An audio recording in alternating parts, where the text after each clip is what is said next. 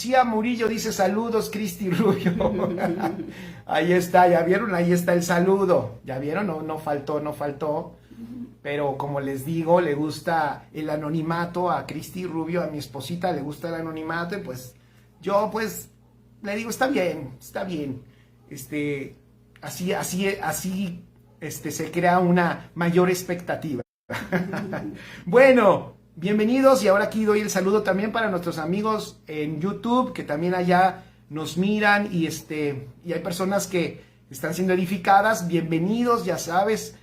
Si tú nos ves por YouTube, pues dale like, suscríbete y compártele a tus amigos el video, mándaselos por WhatsApp y vas a ver que seguro va a dejar una palabra de vida en ellos. Bienvenido, Benjamín. Un abrazo cariñoso. Perfecto. Escribe ahí, vamos a empezar. Acuérdate, jálate tu cuaderno, tu Biblia, tu pluma y vamos a escribir, ¿sale? Vamos a escribir unos principios importantísimos, y yo le oraba al Señor y le decía, papá, ayúdanos no solo a entenderlo, sino a actuar, a tomar decisiones. Ok, si te diste cuenta, y en la transmisión le puse el bien de Dios en mí, el bien de Dios en mí.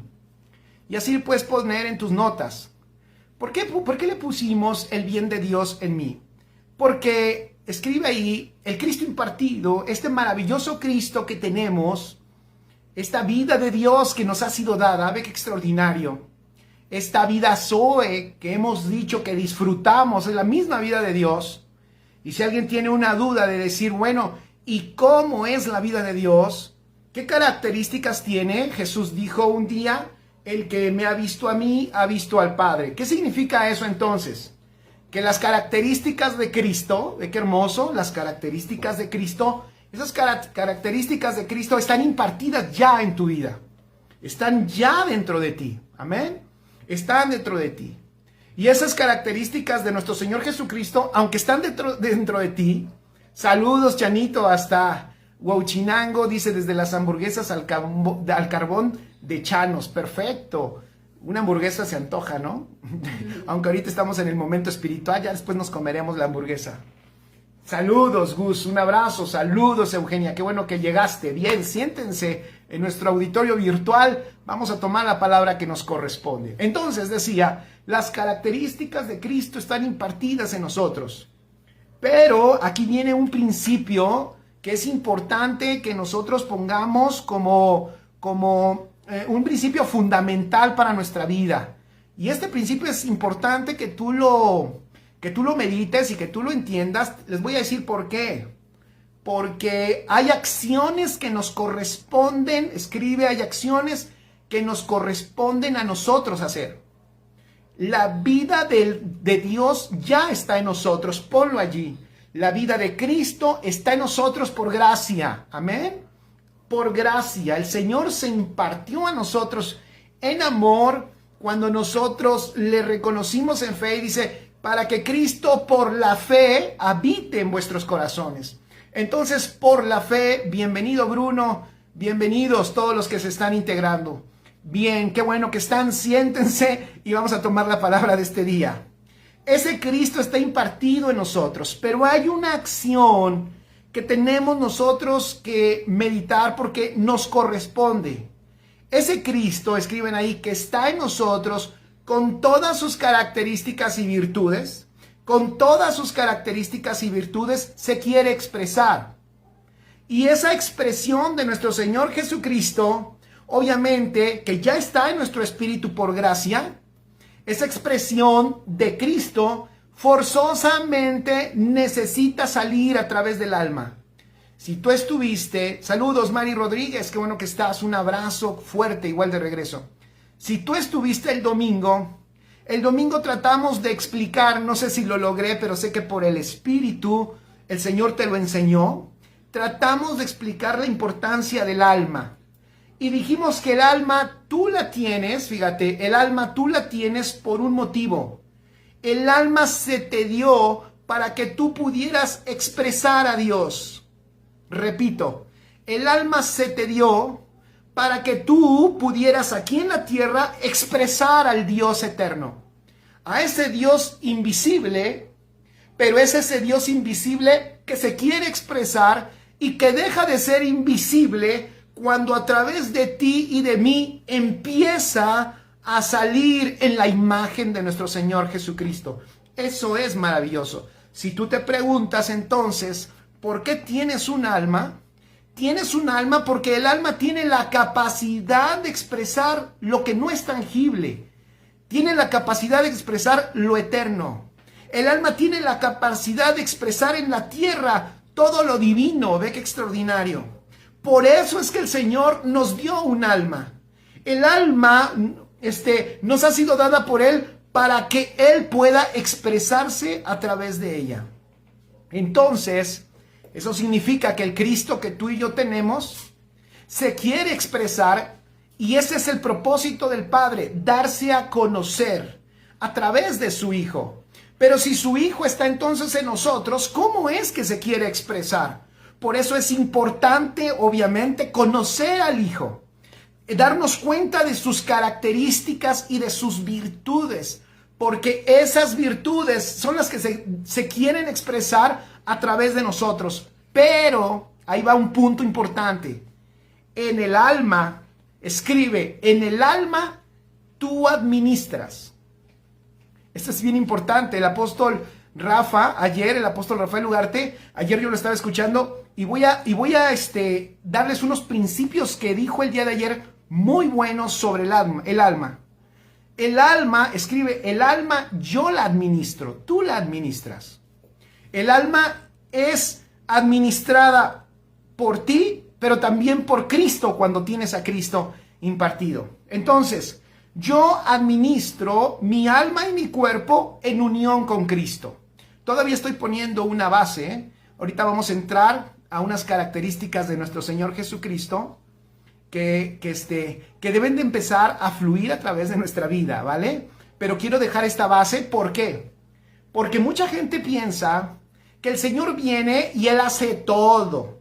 Él hace todo. Hay gente que dice, Señor, tú, contrólame, tú guíame, tú toma las decisiones por mí, tú controla mi familia, tú controla todo. Tú quita al diablo de enfrente de mí, quita todo problema. Señor, resuelve mi vida. Muchos piensan que Cristo vino a eso, como que a arreglarte todas las cosas, pero la realidad es que no. La realidad es de que Él no te controla. Él quiere de ti hacerte un hijo maduro que es un administrador de sus bienes. Es un hijo que administra lo que Él más ama. Y lo que Él más ama es a su Hijo, y a su Hijo te lo impartió. Tú tienes al Cristo impartido en tu vida, allí en tu espíritu. ¡Qué extraordinario! Pero en el alma, tú administras y lo haces en unión con Cristo. Entonces yo administro mi alma y mi cuerpo en unión con Cristo. Escribe, pero separados de Él, fíjense qué maravilloso, separados de Él, di el que está a tu lado, no podemos hacer una buena administración. ¿Qué pasa cuando tú administras tu alma separado de Cristo? Es cuando el alma solo es consciente de lo natural y por lo regular se corrompe porque solo piensa en lo externo, en lo terrenal y en ella misma. Pero cuando el Señor junto contigo empieza a administrar tu alma, eso está extraordinario. Entonces el Señor te empieza a mostrar lo que Él quiere que expreses. Y no porque Él te lo pida como si fuera una ley que Él quiere echarte encima. No. Él lo único que hace es mostrarte su realidad. Por eso la Escritura dice, el Señor mismo dijo, y conoceréis la verdad, ¿se acuerdan? Y conoceréis la verdad, y la verdad te hará libre. ¿Cuál es la verdad? Escribe, es la verdad que hay dentro de mí. Cuando tú conoces, esto está muy bueno, cuando tú conoces la verdad que ya tienes dentro, que es la vida de Cristo en ti, entonces, cuando esa verdad empieza a formarse en tu vida, esa verdad te hace libre. Por eso esa palabra, y conoceréis la verdad, y la verdad te hace libre, esa palabra fue dada a los discípulos. Le dijo, le estaba hablando a los discípulos, y a ellos les dice, conocerás la verdad. Esa verdad, tu realidad, cuando tú la conozcas, esa realidad, te vas a dar cuenta que esa realidad es la que te permite vivir en libertad. Romper todas las cadenas que tenías en tu alma, romper todos los hábitos destructivos que tenías en tu alma, romper todas las costumbres destructivas que tenías en tu alma, que no son Cristo, pero cuando te das cuenta que en ti está la verdad, está Cristo mismo, entonces empezarás a romper con todo lo que no es Dios dentro de ti. ¿Ok? Entonces, es importante, familia, entender esto. ¿Por qué? Porque escribe un alma libre, un alma que empieza a ser liberada por la verdad, va a ocasionar que también a esa alma le dé libertad al cuerpo. O sea, habrá un cuerpo libre. En otras palabras, cuando decimos un cuerpo libre, ¿a qué nos referimos? Un cuerpo que expresa la libertad de Dios. Un cuerpo que expresa la libertad de Dios. En otras palabras, almas y cuerpos libres para que el alma y el cuerpo tengan el efecto de la redención. Para que esa gloriosa realidad de la redención que tienes en tu espíritu se empiece a expresar en tu alma y se vea a través también de tu cuerpo.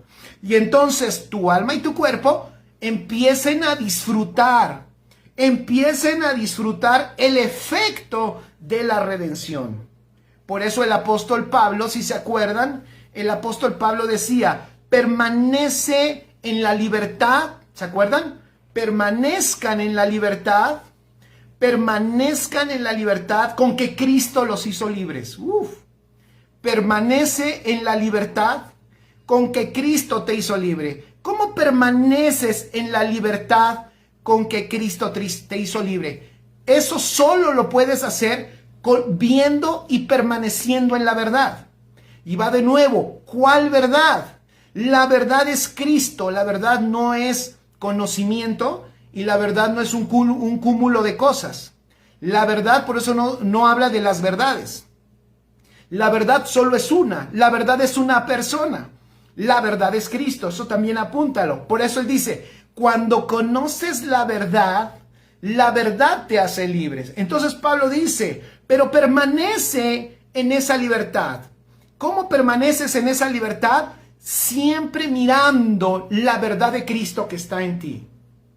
Si tú miras la verdad de Cristo que está en ti y tú la entiendes, la conoces, y esa verdad es la que dejas que empiece a edificar tu alma, entonces permaneces en la libertad con la que Cristo te hizo libre. ¿Qué es lo que va a suceder? Tu cuerpo va a expresar y tu alma esa libertad a la que Cristo te llamó, y entonces disfrutas la salvación.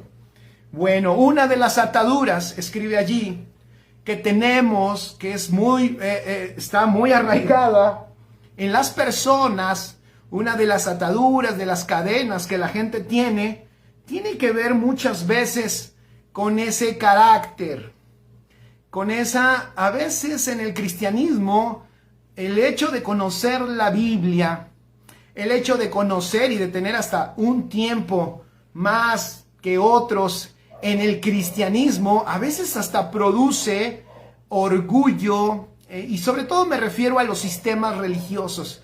Esos sistemas religiosos que producen orgullo, que producen una rigidez, hasta un enojo. Esos sistemas religiosos que quitan el gozo, porque obviamente te quita la libertad.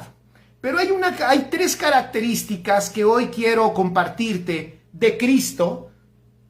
Tres características de Cristo que están ya dentro de ti y que esas características que están dentro de ti es importante que tú las reconozcas. ¿Dónde están? La pregunta una sería, ¿dónde están esas características? Escribe allí en tus notas, esas características están en tu espíritu, porque son inherentes en la naturaleza de Cristo. Esas tres características que voy a hablar hoy son de la propia naturaleza de Cristo y ya están dentro de ti. Y es necesario que las conozcas. Y es necesario que las conozcas porque vuelvo a lo mismo. Si las conoces, te darán libertad.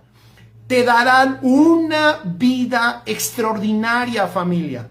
Te permitirán disfrutar la vida de Cristo, pero no solo para ti, sino la gente que esté cercana a ti y lejana va a poder disfrutar, fíjate lo que te voy a decir, va a poder disfrutar esa realidad que tú tienes dentro. ¿Cuáles son estas tres características de Cristo que ya están dentro de nosotros? Escribe, una de ellas es la bondad, otra de ellas es la benignidad y otra de ellas es la benevolencia. Bondad, escribe benignidad y escribe benevolencia. Primera de Pedro, fíjate, bondad, benignidad y benevolencia. Por eso puse en la transmisión el bien de Dios en nosotros. Escribe, dentro de mí está todo el bien de Dios. ¡Qué extraordinario! No está el mal. No está, ¿cómo decirlo? No está lo oscuro. No está lo malo. Porque Dios no tiene mal. Dios no tiene mal. Dios es bueno y el bien de Dios, ve qué extraordinario, ya está dentro de nosotros. Entonces tenemos que conocer esa realidad, tenemos que reconocer esa verdad para que esa verdad empiece a expresarse en nuestra alma. Pero ¿te acuerdas lo que dije al principio? Dije que en el alma administras tú juntamente con Cristo. Entonces, ¿qué significa? Escribe que tú tendrás que tomar decisiones de acuerdo a esta verdad que vamos a ver. Por eso los apóstoles decían, revístete de amor, revístete de un corazón tierno, revístete de amabilidad. O sea, ¿por qué? Porque es una acción que tú tienes que tomar, es una decisión que tú tienes que tomar. ¿Por qué? Porque ya tienes dentro esa bondad, ya tienes dentro esa benignidad por la vida de Cristo que está en ti. ¡Qué extraordinario! Pero tú tienes que tomar las decisiones. Primera de Pedro 1:22, vamos allá. Primera de Pedro 1:22. Vean qué pasaje tan hermoso. Dice, habiendo purificado vuestras almas, ¿ya vieron?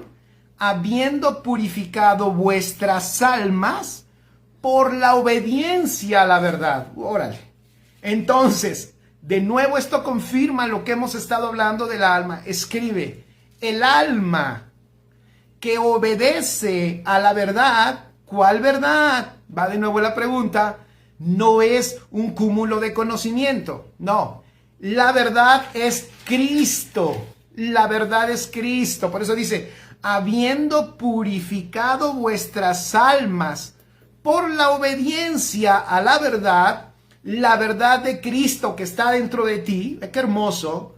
El alma, cuando empieza a obedecer a las características del Señor que le habita, entonces dice, se purifica. Qué extraordinario. O sea, sufre una transformación extraordinaria. Sufre una transformación maravillosa. El alma se purifica cuando es obediente a la verdad que tiene en su espíritu. Entonces, tenemos algo que hacer. Dile al que está a tu lado, tenemos algo que hacer. Tú le puedes estar diciendo al Señor, Señor, quita este mal carácter, Señor, hazme otro, Señor, hazme diferente, Señor, por favor, estoy harto. Y yo sé que algunos de ustedes se lo han dicho, y no conozco a todos, pero sé que algunos tienen un carácter, que dicen, ¿no? Que parece que en vez cuando los... Escuché una vez un pastor que decía, a unos cuando los bautizaron, en vez de meterlos en agua, los metieron en limón. Entonces, los hicieron agrios. y le piden a Dios que Dios cambie eso. Te voy a decir, Dios no cambia eso, eres tú, escribe, el que tienes que conocer la verdad de Cristo que ya está dentro y revestirte de ella. Amén. No es algo que vas a tomar de afuera. No estoy hablando ni de superación personal, escribe allí.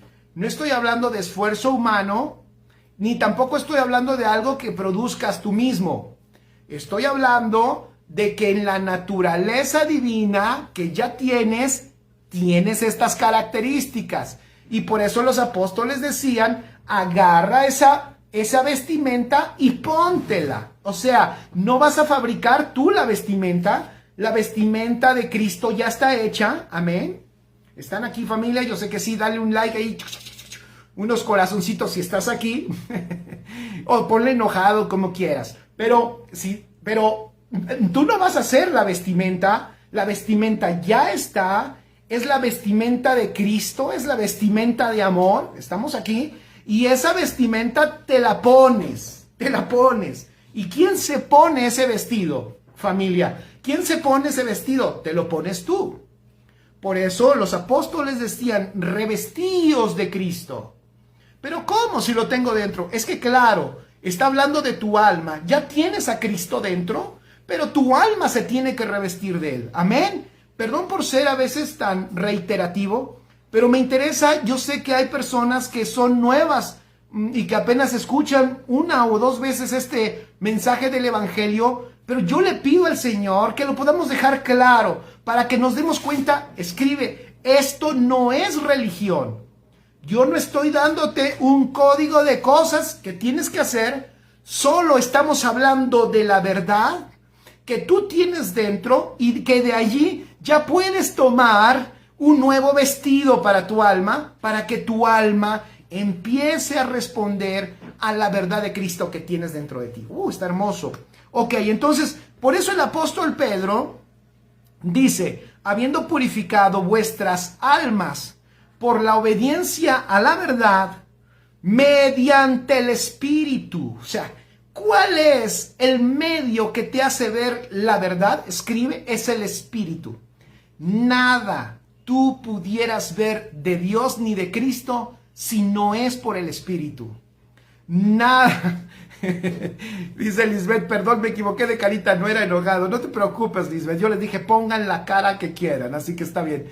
Nada, escribe esto, nada de Cristo yo pudiera saber si no me lo revela el Espíritu. Ve lo que dice el apóstol Pedro, mediante el Espíritu. Ahora, ¿para qué? Ve qué hermoso. Para el amor fraternal no fingido. Fíjate el producto, el amor fraternal no fingido. Y luego dice, amaos unos a otros entrañablemente de corazón puro. Extraordinario el apóstol Pedro. Lo que el apóstol Pedro está diciendo es que la vida de Cristo en ti es capaz de producir amor no fingido, un amor real, un amor fraternal. Es capaz de sacar de nuestro espíritu, ese Cristo es poderoso porque es capaz de hacer que nos amemos, fíjense qué hermoso, sin fingimiento y entrañablemente y con un corazón puro. Extraordinario es el Señor. Entonces, escribe, el bien que opera en los hijos de Dios por la vida espiritual, este bien del que estoy hablando, el bien de Dios, no es el bien del hombre. Esto es importante también definirlo, porque el hombre sin Dios también hace cosas buenas, pero también hace cosas malas. El hombre sin Dios hace cosas buenas, pero también hace cosas malas. Pero el bien, fíjate, aquel bien no es como el bien que nos fue otorgado en Cristo Jesús. En la vida espiritual no existe mal alguno ni tinieblas. Escribe eso. En la vida espiritual no existe mal alguno ni tinieblas. ¿Se acuerdan cuando la semana pasada hablamos del perdón? ¿Se acuerdan? Mi esposa, imagínense qué bonito carácter tengo, que mi esposa me hizo un té de serénate. Imagínate. Así que me estoy predicando a mí mismo. No, no tengo tan mal carácter. Ay, 2-2. No, no, claro que no. Fíjate. ¿Se acuerdan lo que vimos la semana pasada del perdón? ¿Qué dijimos? En el espíritu, fíjense, en el espíritu no hay enemistad. Vean qué hermoso. Bueno, de nuevo, con letras grandes ahí en tus notas. En mi espíritu no hay enemistad. Si estoy enemistado, será en el alma, será en mi mente, será un asunto exterior al espíritu. Pero en tu espíritu no existe la enemistad. Es más, en tu espíritu amas aún a tus enemigos. Es tan glorioso porque es Dios habitándote que tu espíritu es capaz de perdonarlo todo y tu espíritu es capaz de amar a todos. Eso es maravilloso. Por eso, si conocemos, va de nuevo, esa verdad de nuestro espíritu, nos hace libres ¿de qué? Nos hace libres de rencor, nos hace libres de ira y nos hace inofendibles. Pili, gracias. Y nos hace inofendibles. Oye, eso es extraordinario. Eso es mucho mejor, lo digo con todo respeto, que cualquier terapia para tu alma. Mejor que cualquier terapia es que tu alma se entere de la realidad que tú tienes en tu espíritu. Eso es mucho mejor y doy gracias a Dios por los psicólogos, ¿vale? Bien, qué bueno, y hacen su trabajo. Pero si tú ves tu verdad, esa es la realidad, eso es a lo que se refiere Jesús. Cuando conozcas la verdad, te hará libre. Cuando conozcas la verdad, te hará libre, indudablemente, porque vas a empezar a darte cuenta que todo lo otro no es verdad. Te vas a empezar a dar cuenta que tu mal carácter no es verdad.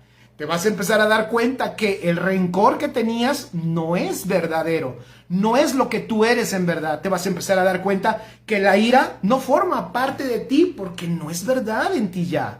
Entonces te vas a poder despojar de todo eso y vas a poder disfrutar una vida libre y extraordinaria. Entonces, en la vida espiritual, así como hablamos eso en el perdón, que valió la pena hacer esa pequeña recapitulación, en la vida espiritual, escribe, en la vida espiritual no existe mal alguno y en la vida espiritual no existen tinieblas. Ya vamos descubriendo algo. En tu vida espiritual, no existe mal alguno y no existen tinieblas. Dice Pili Rubio, los psicólogos son hombres, pero Cristo es la verdad y Él te hace libre, así es. El bien, escribe, el bien que opera en nosotros por su salvación es un bien vivo. Es un bien vivo. No es un bien humano. ¿Cómo es? Así brevemente, piense. ¿Cómo es el bien humano? Lo bueno que producen los hombres. El mismo hombre que hace algo bueno puede hacer algo malo. ¿Saben desde dónde empezó ese daño? Ese daño empezó desde el huerto del Edén. ¿Se acuerdan lo que Dios le dijo a Adán y a Eva? De todo árbol del huerto puedes comer. Solo no tomes de ese árbol del conocimiento del bien y del mal. Eso está tremendo. No tomes, no pruebes, no incursiones a la vida del conocimiento del bien y del mal. Eso tiene su trasfondo. Después lo voy a enseñar. Nada más para no dejarlo a medias, te voy a decir por qué. Porque la idea de Dios no era que el hombre, escríbelo si te puede servir. La idea de Dios no era que el hombre definiera lo que era bueno y lo que era malo. Lo que Dios quería es que el hombre caminara no en lo bueno y en lo malo, sino en lo verdadero. Dios siempre nos diseñó para caminar en la verdad. ¿Ya vieron por qué la religión sí se encarga de estarte diciendo esto es bueno, esto es malo, esto es bueno, esto es malo? Pero cuando vienes a la verdad presente en Cristo Jesús, el enfoque no es lo bueno y lo malo, lo bueno y lo malo. El enfoque es la verdad. Porque si tú conoces la verdad te hará libre. No dice, si conoces lo bueno te hará libre. No, si conoces la verdad. No dice, si conoces lo correcto. No dice, si actúas bien serás libre. No, dice, si conoces lo verdadero, si conoces la verdad te hará libre. Eso es extraordinario. Bueno, entonces el hombre, a partir del huerto, tuvo esa característica de poder incluso hacer el bien, pero también ese mismo hombre que hace el bien, hace el mal. ¿Cuál es la diferencia entonces del hombre que hace el bien a la diferencia del bien de Dios? El bien, entonces, ¿cuál es la diferencia? Me encantaría que pusieran, ¿cuál será la diferencia del bien que hace el hombre y el bien de Dios? ¿Cuál es la diferencia? Venga, me gustaría que comentaran. Sirve que me echo un poquito más del serénate porque como ando medio acelerado, ¿no creen?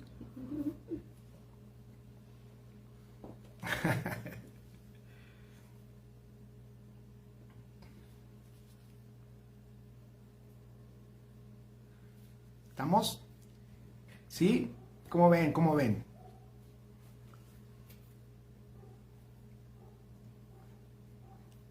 Lo bueno que hace un hombre,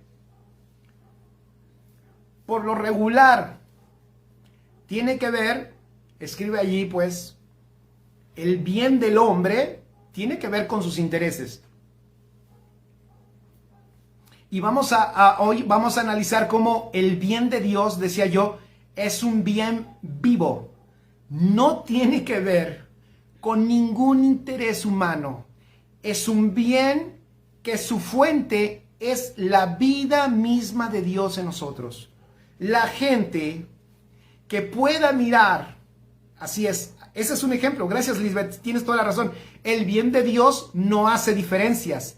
El bien de los hombres, sí, el bien de los hombres dice, a este le hago bien, ese no me cae tan bien, con este no, y a este sí. Bien, Huicho. Huicho también dice, el bien del hombre espera algo a cambio. ¿Cuántos de nosotros hemos visto eso?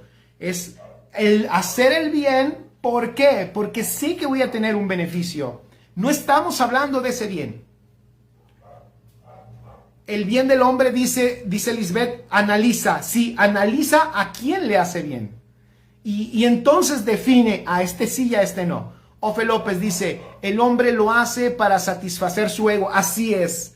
El hombre, la fuente de su bien, como es él mismo, tiene que ver con un beneficio de cualquier tipo. Y muchas veces es interno, o sea, es sentirme bien yo por lo que hice. No estamos hablando de ese bien. El bien de Dios no es para sentirme bien por el bien que he hecho. Dice Ofe, entonces el hombre lo hace para satisfacer su ego y sus deseos. Y el de Dios es desinteresado, sin buscar beneficio propio. Sí, porque es de Dios. Es de Dios. Es el bien de Él en nosotros, fluyendo. Pero ¿saben qué? Este bien de Dios en nosotros fluyendo, eso es extraordinario en el mundo. Por eso Jesús dijo, vamos a Mateo 5:14, dice Huicho, el de Dios es incondicional, así es. Claudia Hernández dice, el de los hombres, pues sí, casi siempre es por conveniencia. Pero miren, Mateo 5:14 dice, vosotros sois la luz del mundo.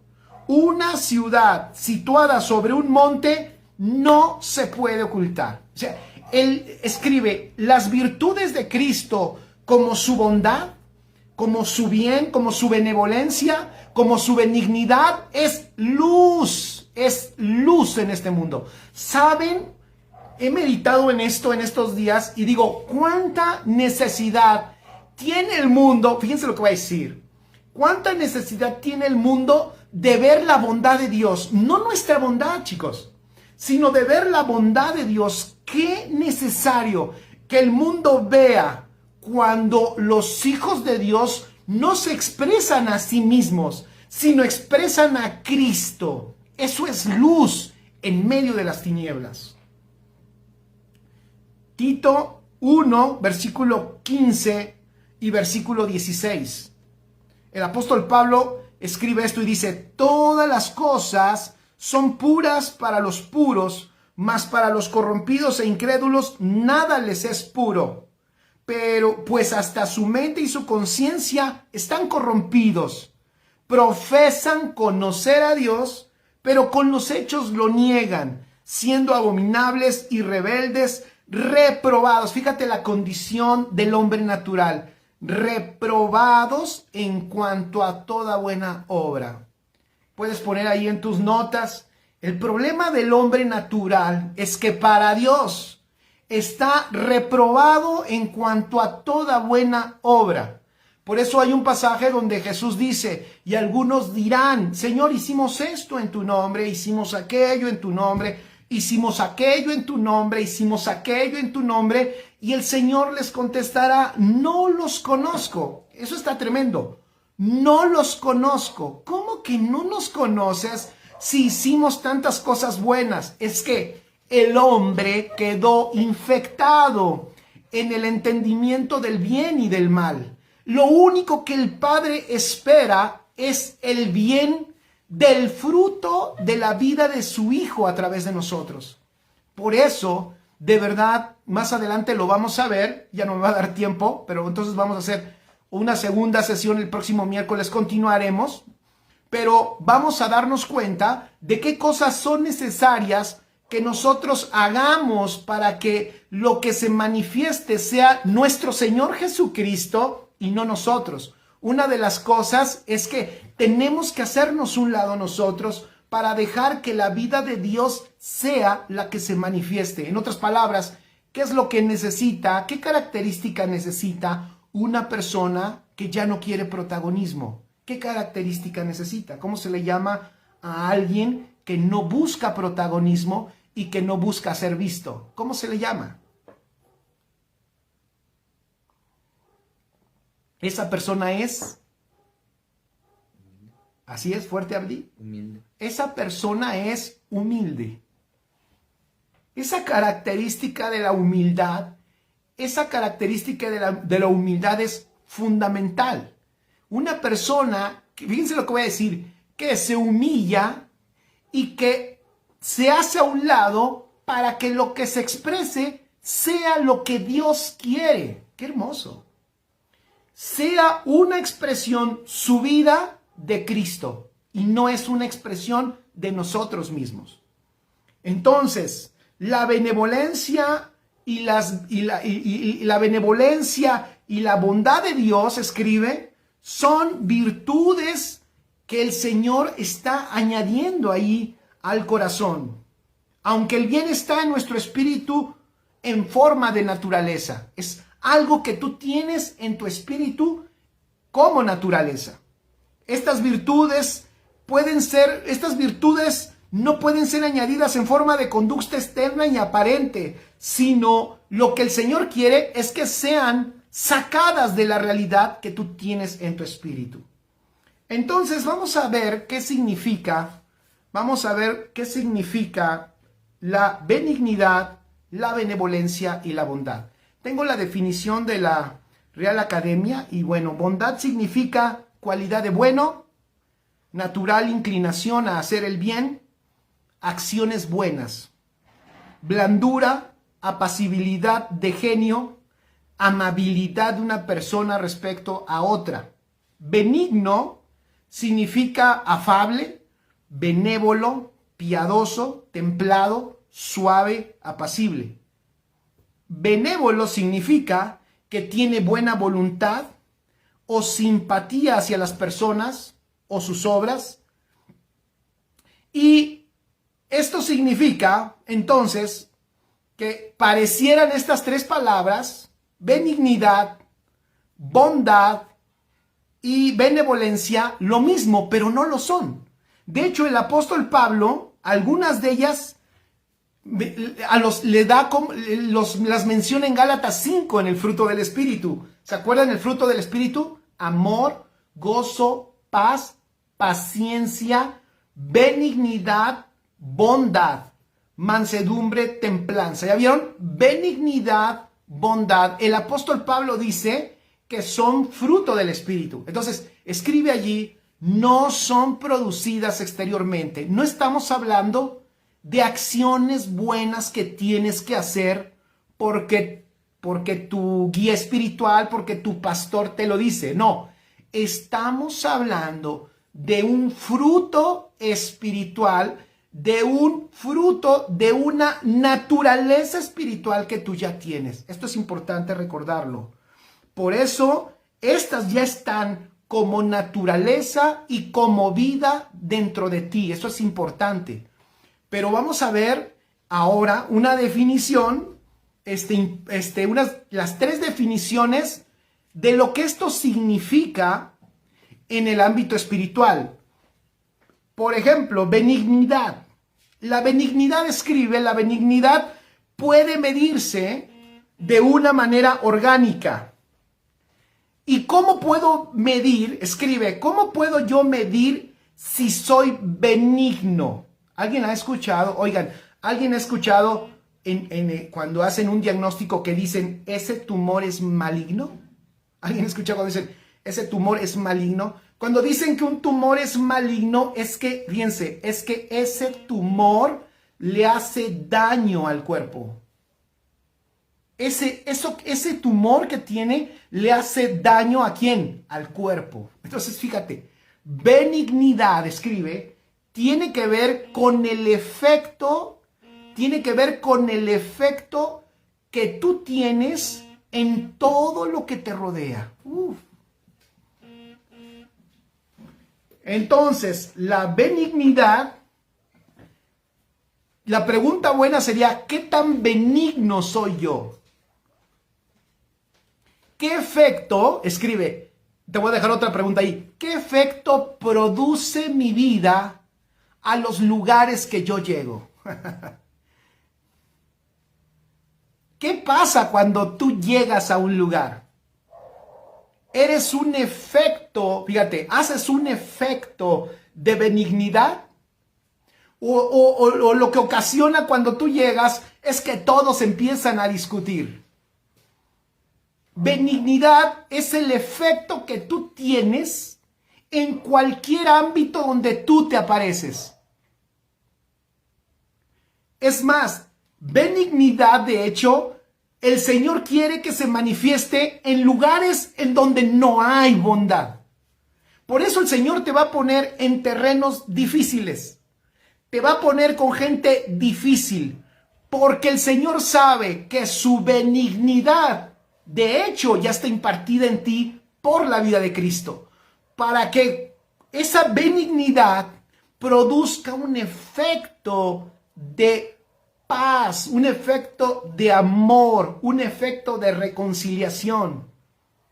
¿Qué efecto va? La pregunta de nuevo que tú te tienes que hacer. ¿Qué efecto tú produces en los lugares en donde tú te encuentras? Y no estoy hablando, miren, estoy hablando, no importa aquí, voy a decirlo así, no importa aquí si eres pastor o eres líder o eres un congregante, si crees que eres mucho o poco, eso, no estoy hablando de nada de eso, porque alguien puede decir, no, es que ahorita, ¿saben qué? Me vino a la mente de que cuando un pastor, por ejemplo, llega a un lugar y todos dicen, ya llegó el pastor, ya llegó el pastor, pero todos se cuadran porque es el pastor, ya llegó y ya todos sonríen, los que estaban discutiendo dejan de discutir, los que nunca oraban ya oran por sus alimentos en la reunión, y ya todos, porque ya llegó el pastor, todos se cuadran. No, eso realmente tiene que ver con una mentalidad religiosa. La realidad es que el pastor y la iglesia tienen el mismo nivel y la misma responsabilidad, solo son diferentes funciones. Pero ¿qué efecto tienes tú, aún como pastor, cuando llegas a un lugar? ¿Te tienen miedo? ¿Hay paz? ¿Produce paz tu presencia en ese lugar? Qué interesante. Por eso la benignidad, escribe, la benignidad es una de las características, escribe, más profundas del corazón.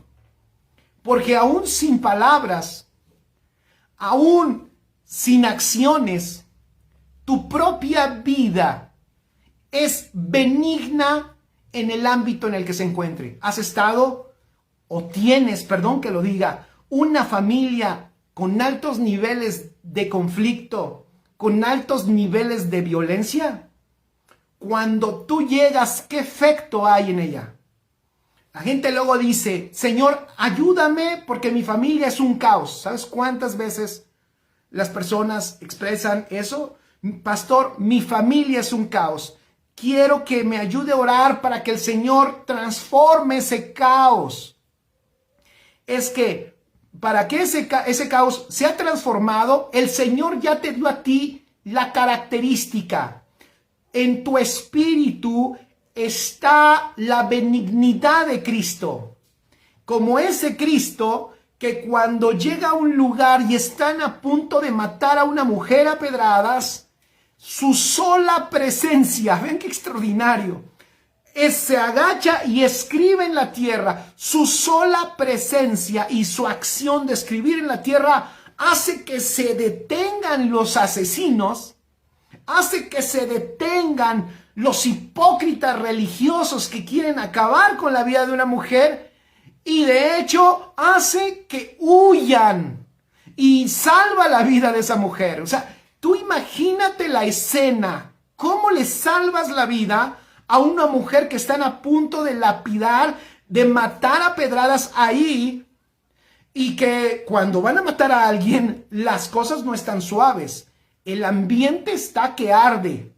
Así que esta característica, familia, necesitamos que brote de nuestro espíritu. Quiero hablarte a ti en la realidad de tu espíritu. Tú eres una persona benigna. Eres un bien para todos los que te rodean. Tú vas a hacer por Cristo, por el Cristo que te habita, que los ambientes cambien.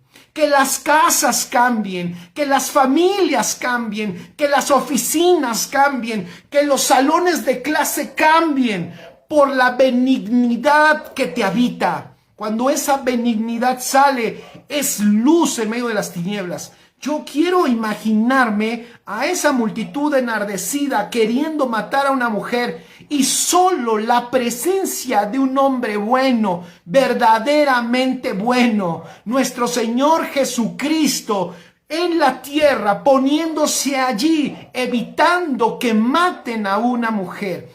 Eso es extraordinario. Eso es extraordinario. Escribe, la benignidad no se puede simular. No, esta característica es muy difícil de imitar. Jesús le dijo a los fariseos, ustedes son unos hipócritas. Ustedes son unos hipócritas. Ustedes tratan de imitar que son buenos, pero por fuera están muy blanqueaditos, muy limpiecitos, pero por dentro están mal, están corrompidos. Y eso no soluciona nada en una sociedad. Aunque tenían una religión, de hecho la religión quería matar a esa mujer. Es muy difícil, soy honesto. Por eso, como no se puede imitar la benignidad, porque es un efecto espiritual que es una realidad espiritual que nos está empezando a gobernar, es muy difícil imitarla. Voy a decir algo, por eso se ve muy poco. ¿Qué hacemos, desgraciadamente, los hijos de Dios, ¿no? Cuando llegamos? Por eso va de nuevo la pregunta, ¿qué pasa cuando tú llegas a un lugar? ¿Qué pasa cuando tú llegas a un lugar? La benignidad de Cristo, esa realidad, esa verdad que tú tienes dentro, que ya tienes por Cristo, amén. O sea, no trates de fabricarla. Lo que te quiero decir es que ya la tienes dentro. Solo te estoy invitando a que la reconozcas para que te des cuenta que la bondad de Dios ya te habita y que esa bondad va a empezar a hacer la diferencia donde quiera que tú te encuentras.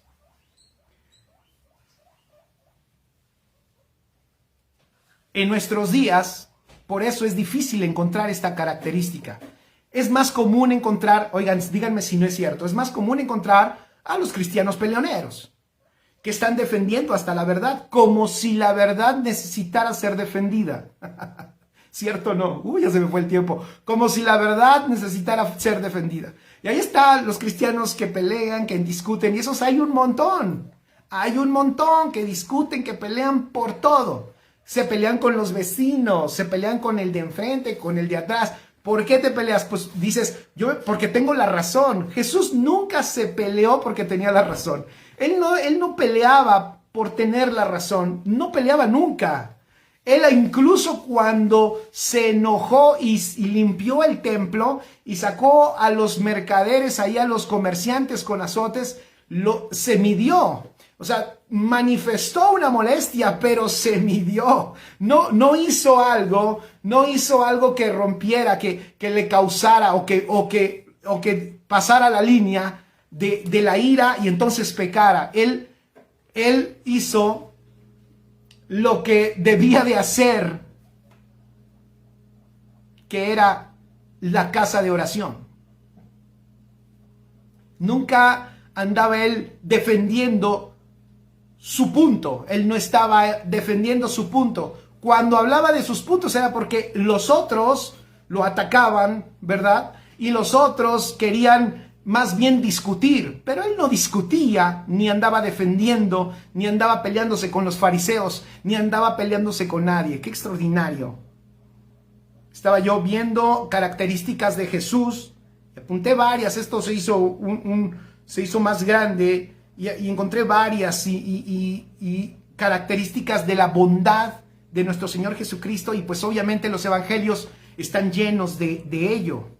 Cómo Él lloraba por las ovejas sin pastor, cómo Él le daba de comer a la gente que tenía hambre, cómo Él sanaba a los enfermos, sanó a los ciegos. Me impresionó ver cómo Él caminando, entrando a una ciudad, una viuda estaba caminando en la calle junto al féretro de su hijo único que había muerto, la viuda de Naín, y Jesús vio cómo lloraba y se compadeció de ella. O sea, la bondad de nuestro Señor era tan grande que sintió una compasión, la detuvo y le dijo, no llores, y resucitó a su hijo. Porque Jesús era sensible a todo ese dolor humano. Él no estaba peleando ni buscando pelear con nadie. Entonces, es importante que nosotros entendamos esto. ¿Por qué? Porque eso está depositado en nosotros, en nuestro espíritu. Con esto termino. El Señor escribe, nos dio su naturaleza. Y por eso podemos revestir nuestra alma de esta virtud. Y esta virtud nos llevará a conductas, a todo tipo de conductas favorables.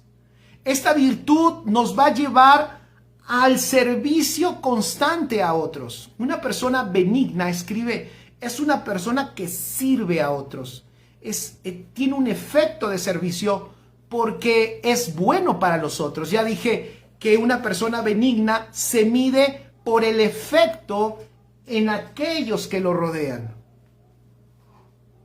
Entonces, esta virtud, repito, nos lleva a todo tipo de conductas favorables, servicio constante a otros, siendo conocidos por el amor que opera en nosotros. Me impactó también cuando estaba buscando estas características en Jesús, ¿se acuerdan?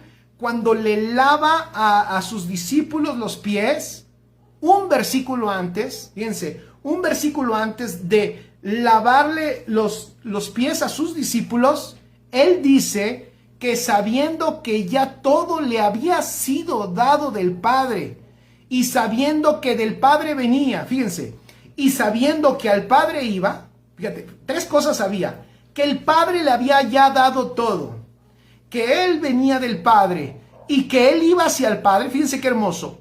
Sabía que todo se le había dado, que Él venía del Padre y que iba al Padre.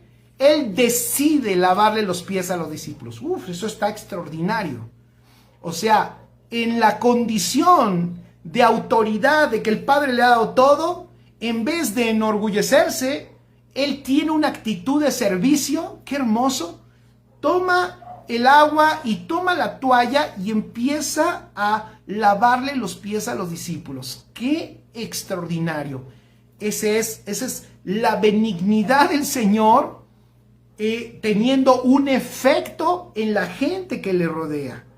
Entonces, qué extraordinaria característica, y aquí nos vamos a quedar, y que es necesaria que nosotros podamos manifestar.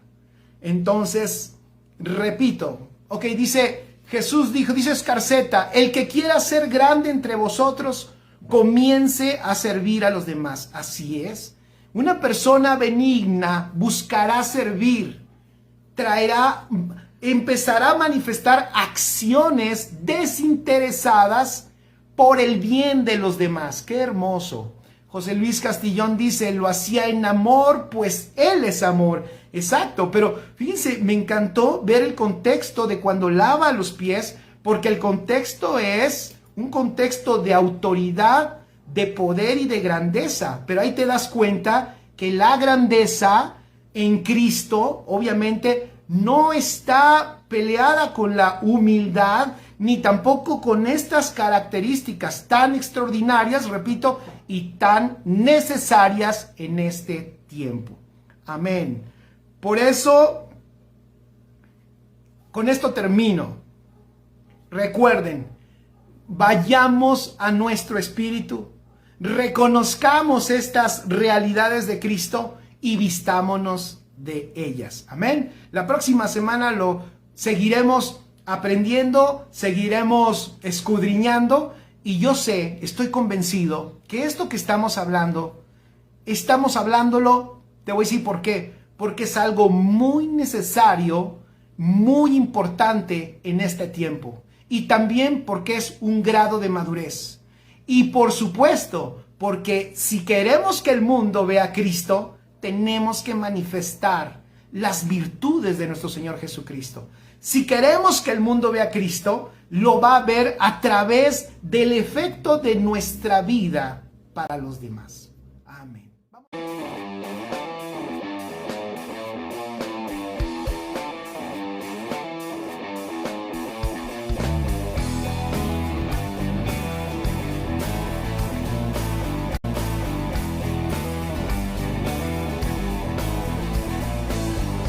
Salí de mi tierra hacia mi promesa.